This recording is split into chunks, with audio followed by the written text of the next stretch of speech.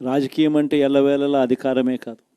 అధికారంలో లేనప్పుడు కష్టాలు ఖచ్చితంగా వస్తాయి. కానీ ఖచ్చితంగా కష్టాలు వచ్చినప్పుడు మనం ఖచ్చితంగా ఏ రకంగా రియాక్ట్ అవుతామన్నది మన చేతుల్లో ఉంది.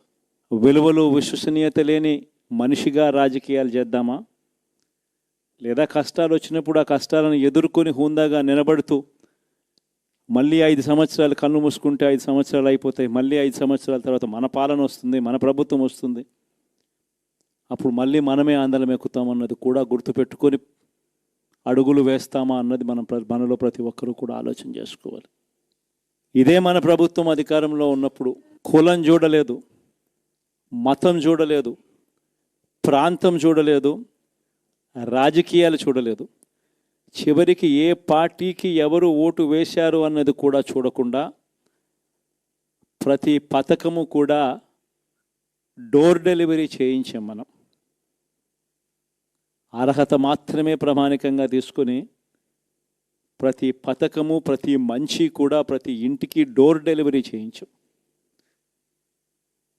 అలా ప్రతి మంచి, ప్రతి పథకము డోర్ డెలివరీ చేసిన ప్రభుత్వం మనదైతే, పాలన మందైతే, ఈరోజు కేవలం వాళ్ళ పార్టీకి ఓటు వేయలేదు అని మాత్రమే,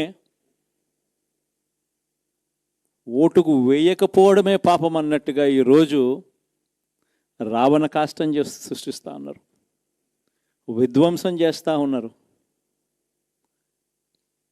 ఆస్తులు నష్టం చేస్తున్నారు, కొడతా ఉన్నారు, అవమానిస్తూ ఉన్నారు. ఇవన్నీ శిశుపాలుని పాపాల్లో భాగాలుగా ఇవన్నీ అప్పుడే పాపాలు మొదలయ్యాయి. ఒకవైపున మనమేమో మనకు ఓటు వేయకపోయినా కానీ ఏ రోజు కూడా డిస్క్రిమినేషన్ చూడలేదు. అటువంటి వాళ్లకు కూడా మనం డోర్ డెలివరీ చేసిన ప్రభుత్వం పాలన మందైతే, ఈరోజు కేవలం ఓటు వేయలేదన్న ఒకే ఒక కారణంతో ఏకంగా కొడతా ఉన్న పాలన వీళ్ళది. ఈ పాపం ఊరికే పోదు. రెండవ పాపం చంద్రబాబుది కూడా అప్పుడే పండింది. బహుశా కేంద్రం ఈ రకమైన కేంద్రంలో ఈ రకమైన పరిస్థితులు బహుశా ఎప్పుడు ఉండిండవేమో. ఈ రకంగా కేంద్రంలో 240 ఎంపీలు మాత్రమే వచ్చిన పరిస్థితులు, రాష్ట్రంలో ఏకంగా వీళ్ళకు కూడా ఈ మాదిరిగా మంచి నెంబర్లు వచ్చిన పరిస్థితులు, ఎన్డీఏలో మళ్ళీ చక్రం తిప్పుతా ఉన్న పరిస్థితులు. ఇలాంటి పరిస్థితుల్లో కూడా ప్రత్యేక హోదాను అడక్కపోవడం చంద్రబాబు చేసిన మరో పాపానికి కూడా మరో నాంది.